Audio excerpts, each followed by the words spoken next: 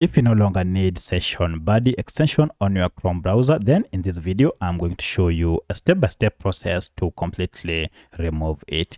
If you find this video helpful, please like and subscribe to this channel. Alright, to remove this extension, first go ahead and open your Chrome browser, then log into your account.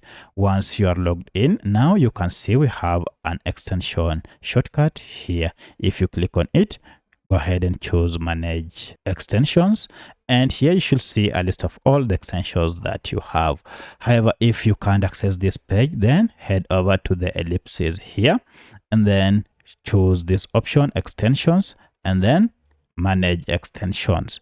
This will take you to the same extension page. Here, go ahead and find the extension you wish to uninstall. For my case, I want to uninstall session body.